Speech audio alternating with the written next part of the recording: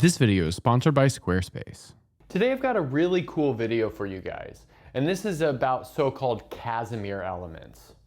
And while the example that we're going to focus on is not really that complicated, we do have some machinery to review in order to get an idea of what's going on here. And before we start reviewing this machinery, and before anyone really asks how this is helpful, a special case of these elements is associated to the angular momentum operator in quantum mechanics. Although we won't really explore that as it's not really in the scope of what we want to do today. Okay, so what are the building blocks that we'll need to understand in order to investigate maybe the simplest such Casimir element? Well, we'll need to recall what a Lie algebra is, and then its associated universal enveloping algebra, and then, well, the general idea of the center of an algebra, in particular, the center of the universal enveloping algebra. Okay, so let's recall the idea of a Lie algebra. Okay, so let's review the idea of a Lie algebra. And before we get started, I'd like to mention that on my second channel, Math Major, I'm making a full course on Lie algebras if you'd like to check that out. There's a link in the description. Okay, a Lie algebra, which we'll use this fancy G, is a vector space together with a bilinear product. And we'll use this notion with this bracket. And it has two inputs, well, that's part of bilinear, and one output. And it satisfies two main rules, well, other than the fact that it's bilinear. And that is that if you bracket x with x, you get 0. And this is for any x within the Lie algebra. And that's the alternating property.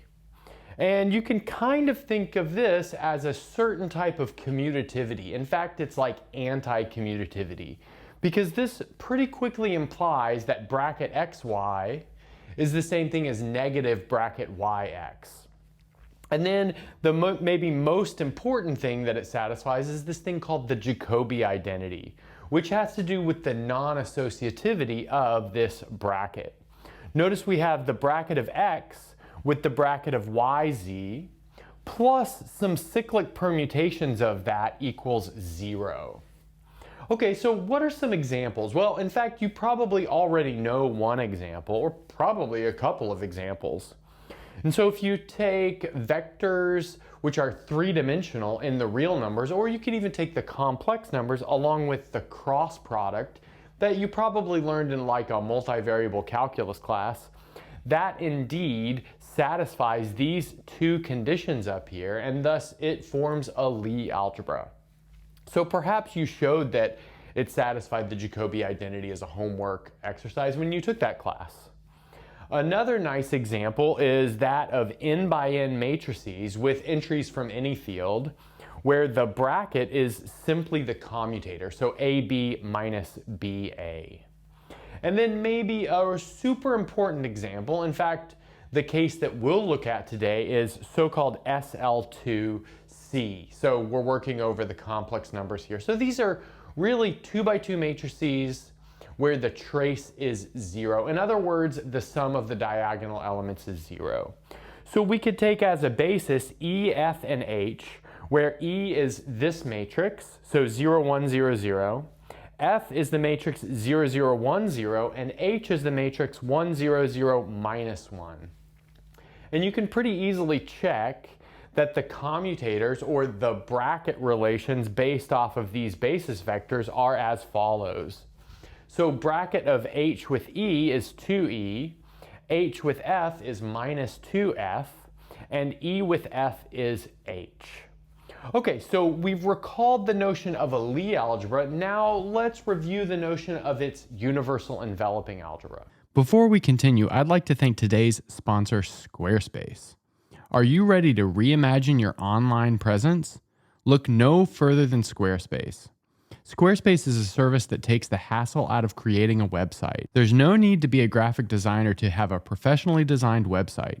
Squarespace gives you access to templates that are not only visually stunning, but also fully customizable to reflect you and your brand. The new Fluid engine gives you complete control over the structure of your website. Squarespace's intuitive drag and drop builder allows you to create and edit your website effortlessly. No technical skills required. Every website you create with Squarespace is fully optimized for mobile, so your audience can enjoy your content on any device, anywhere, anytime. Use Squarespace's analytics to measure your website's performance and make informed decisions for growth. I use Squarespace for my website and find it easy to use with plenty of integrations. They even have a plugin for LaTeX that allows me to include equations on my website very easily. Whether you need a place to sell your merch or show your art, Squarespace has the tools that you need to keep your website modern and easy to use. Give Squarespace a try by going to squarespace.com/MichaelPenn to save 10% off your first purchase of a website or domain using code MichaelPenn. Thanks again to Squarespace for sponsoring today's video. So now for the universal enveloping algebra of a Lie algebra. So there's a pretty technical way of getting at this, which I made a video about, which you can check out if you'd like. And it goes like this.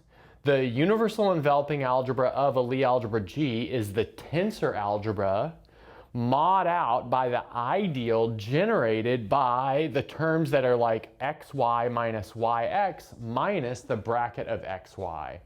Where by xy we really mean x tensor y. Okay, but what's T of G, the tensor algebra?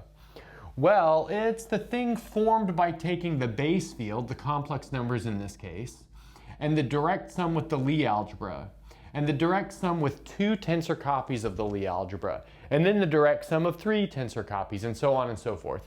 But that's like super complicated. So could we make this a little simpler? And yes, we can. And this is maybe the good intuitive way to think about it.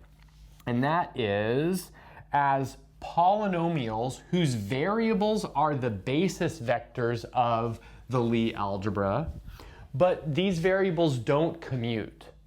But the commuting rules for these basis vectors are defined by the bracket. So it's like you're setting the bracket equal to the commutator. Okay, so let's look at the example of the universal enveloping algebra of SL2. So you could think about elements of this as being polynomials where the variables are, well, let's see, E, F, and H, because those are the basis vectors of SL2. But those variables don't commute, but the commutation rules are, like I said, given by the bracket relations. So let's work with an example right here. Actually, before we do that, let's get the bracket relations on the board. So we know that the bracket of H with E is equal to 2E. But then we want to think about the bracket of H with E within this universal enveloping algebra as HE minus EH. So again, the commutator. And then the bracket of H with F is minus 2F, but again, we want to think about that as the commutator. So that would be HF minus FH. And then finally, the bracket of E with F is equal to H, but we want to think about that as the commutator, so EF minus FE. Okay, so let's do like a simple calculation where we just move some things around here. Let's, for instance, move the F all the way to the left, just to get an idea of what's going on here. So we'd probably want to start writing this as EEF. Okay, and then let's think about this E and F on the left being grouped together. But notice that we can use this equation right here to write EF as FE plus H, right? Just like solving that for EF, if you will. Okay, so let's do that. So here we have E, and then we'll have FE plus H. And let's maybe put that in green parentheses so we can see what's going on here. Okay, so that's nice. But now let's distribute that through, so that gives us EFE plus EH. And now let's do that again. So like I said, our goal is to move the F all the way to the left. And let's say our goal is also to move the E's all the way to the right. So that means we would do some grouping right here. And then we would essentially apply that rule again. So that's going to give us, let's see, FE plus H times E. But then we can take this copy of EH and, well, since our goal is to get the E's to the left, we'd probably want to use this thing right here. So notice this guy right here moved around will give us the following relation. So EH will be equal to HE minus 2E. So that's the replacement that we'll make here. So this is plus HE minus 2E. But now I think we are done. Notice that we could distribute down here and we'll have FE squared plus 2HE from combining those two copies of HE that we have, and then minus 2E. Okay, so nice. So what we did here is, well, we practiced the non-commutativity within this universal enveloping algebra, which again, you really want to think about just as polynomials with variables who are basis vectors of the Lie algebra. Okay, and let's also notice that there's really not a great sense of degree here. Notice that this is degree 3. There are 3 of the variables multiplied together. But that's equal to something that, well, has a term which is degree 3, a term that's degree 2, and a term that's degree 1. So I think that's pretty interesting as well. Okay, so now let's maybe review the notion of the center of an algebra. Now for the center of an algebra. So by definition, a center of an algebra is just anything that commutes with everything else. And so it's generally denoted by Z of A, where A is the algebra. And so, like I said, it's going to be everything so that Zx equals Xz for all X in the algebra. So let's put that here. So for all X in A. But we could put that in terms of the commutator as well. So just as an example, so in the algebra of 2 by 2 matrices, we can do the following calculation to determine what the center is. So let's set Z equal to the matrix A, B, C, D. We wish for that to be in the center, and X is just an arbitrary matrix. So if we take the commutator, we want that to be equal to 0. That builds the following equation after doing some calculation.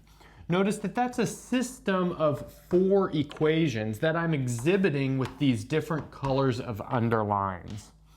So notice I've got the green underline, the red underline, the orange underline, and the blue underline. And we won't do this, but if you solve that system of equations, you'll notice that B and C both have to be 0, and that A has to be equal to D. So that means that the element of the center has to be, well, a multiple of the identity matrix. And so from this, it follows that the center of 2 by 2 matrices, or the algebra of 2 by 2 matrices, are simply multiples of the identity matrix.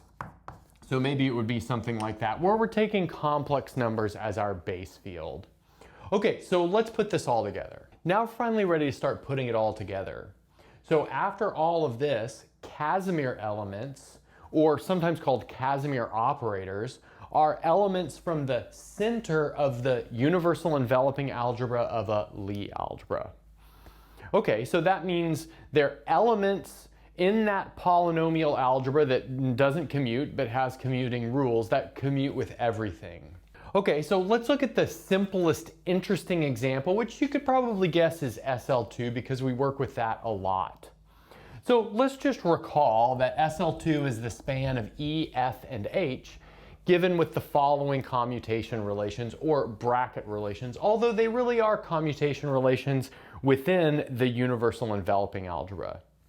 And so notice by these commutation relations or bracket relations, it's pretty easy to check that there are no linear Casimir elements. So in other words, if you take just a linear combination of E, F, and H, and you try to bracket it and set it equal to 0, well, you'll see that all of the coefficients have to be 0. I'll let you check that. So that means perhaps The smallest type of Casimir element, in other words, central element, has to be quadratic. So let's get some sort of rule for commuting against quadratics. And we'll do that with the following observation. So let's look at the bracket of x with yz. So there yz is like a quadratic element.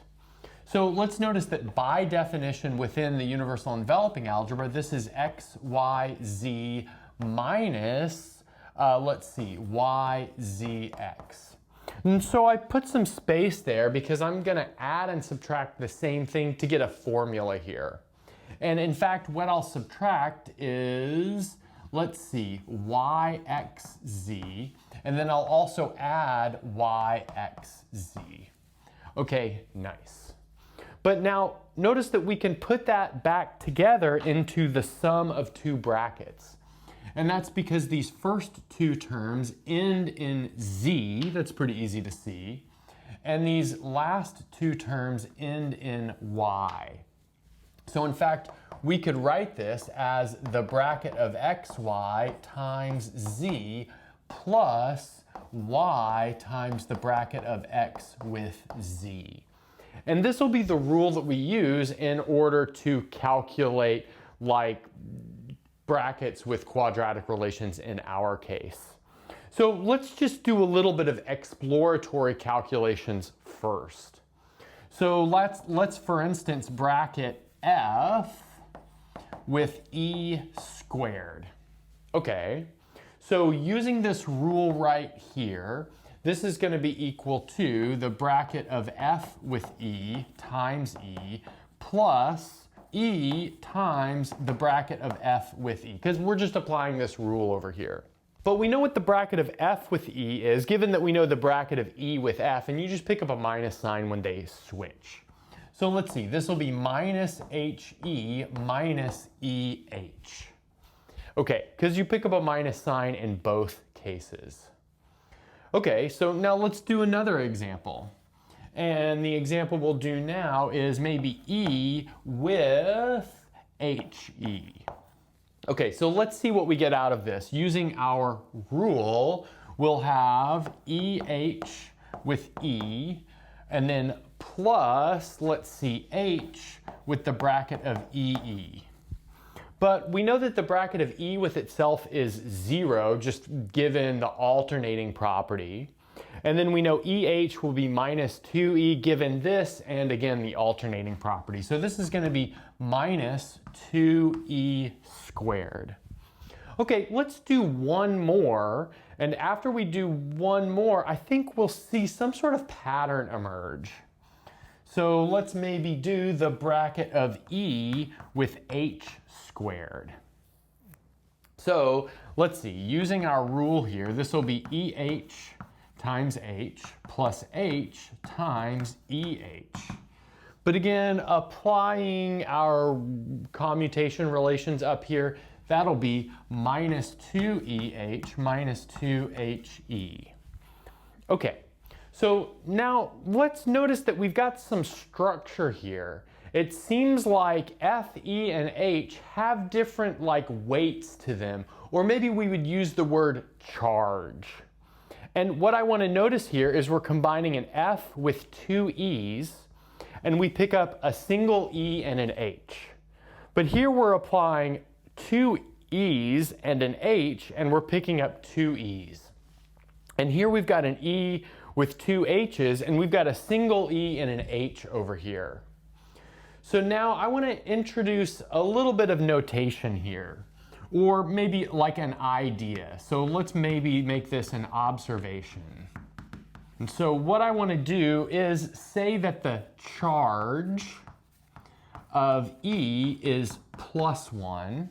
I'll say that the charge of H is equal to 0, and I'll say that the charge of F is equal to -1.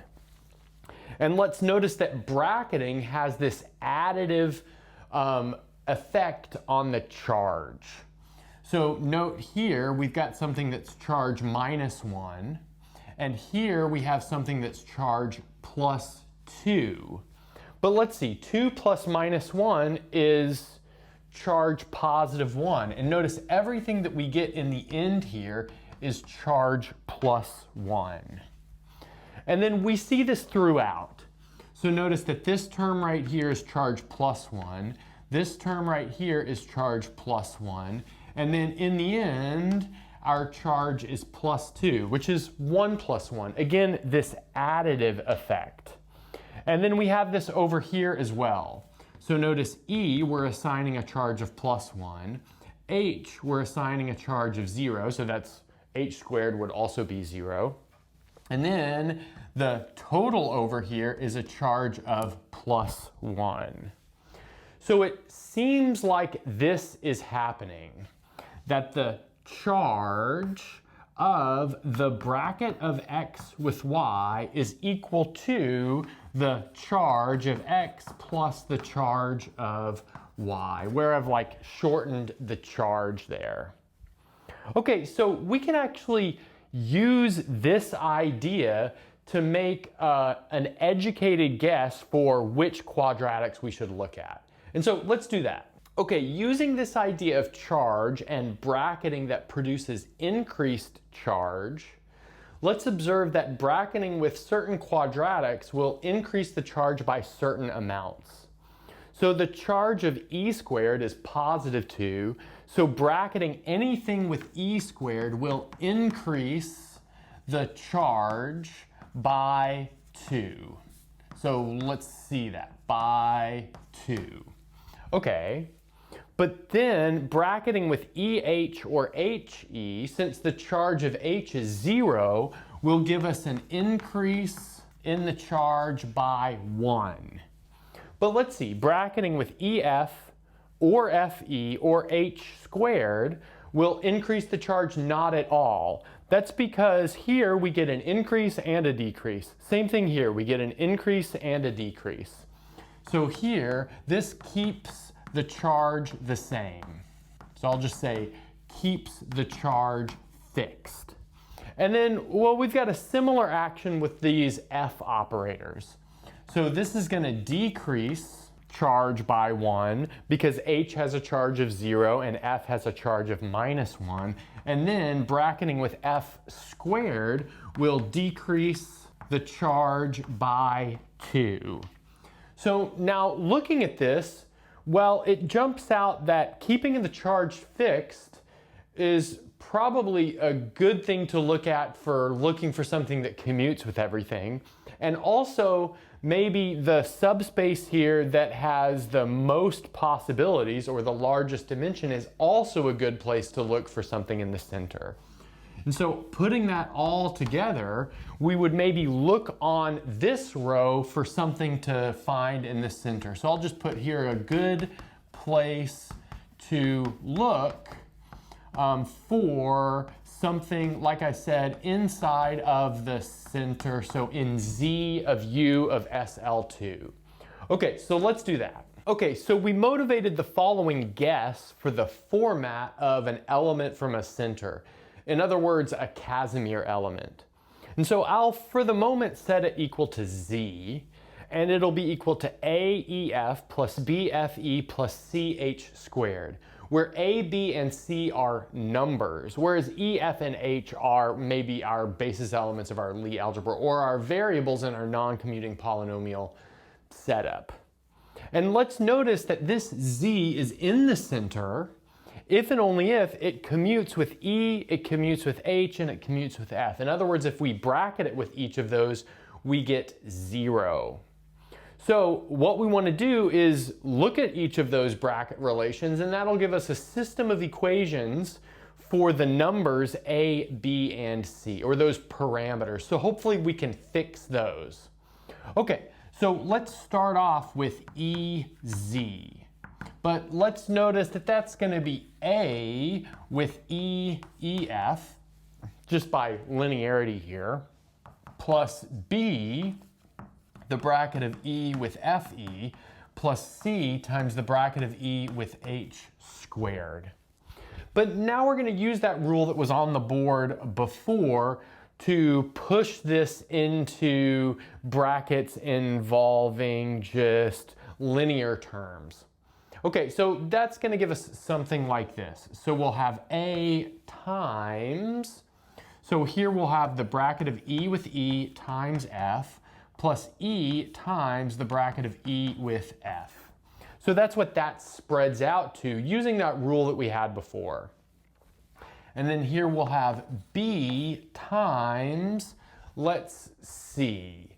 So we'll have the bracket of E with F times E plus F times the bracket of E with E.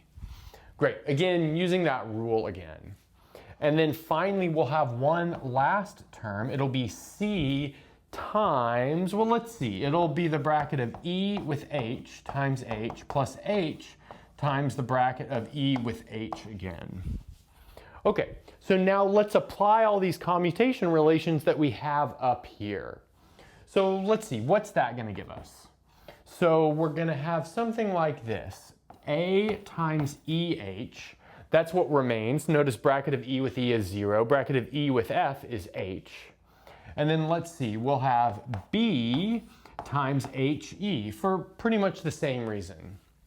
And then let's see, over here we'll have minus 2 times C times EH. And then let's see, another minus 2 times C times HE. But notice we've only got two types of elements left. We have this EH right here, and then this EH right here. And then we've got an HE right here, and then an HE right here. So that's going to give us two equations. So I'll maybe make a blue dot for the thing associated to the blue underline and a red dot for the other one. So notice that we'll have A minus 2 times C is equal to 0, and we'll have B minus 2 times C is equal to 0. But that pretty easily shows us that A must be equal to B must be equal to 2C. But then, since we've got a really degree of freedom up here, multiplication by a constant, we might as well take one of these to be a free variable. Let's maybe take C to be a free variable and set C equal to 1/2. That's maybe the traditional thing to do. Well, that's going to give us A equals 1, B equals 1, and then C equals 1/2. And that's going to give us our element of the center. Well, we actually still need to check something, but that'll give us at least a first guess. And that'll say that, well, now I'll rename this Z capital Omega, and this is the Casimir element for SL2, and it'll be EF plus FE plus 1/2 H squared. And now there are two more commutation relations to check, but I'll summarize those in the next board and you can check them. Okay, so to summarize what we have so far, we have this element omega, which was EF plus FE plus 1/2 H squared. So we checked that if you bracketed omega with E, you got 0. So that's how we tuned these coefficients. So maybe a bit of a homework exercise, check that when you bracket omega with H and when you bracket omega with F, you also get 0. But that's going to mean that omega is in the center and thus it is a Casimir element.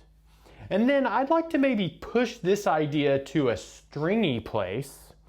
And that is, if you take this Casimir element and you look at it in a so-called like field theory place, or maybe in an infinite dimensional Lie algebra place, you get this thing, or this operator, which is sometimes called L, or sometimes called lowercase omega, which is, well, not quite the product of E and F, but the normally ordered product of E and F.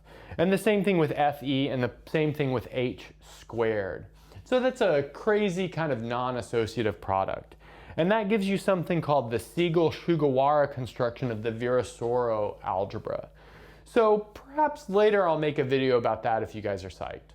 And that's a good place to stop.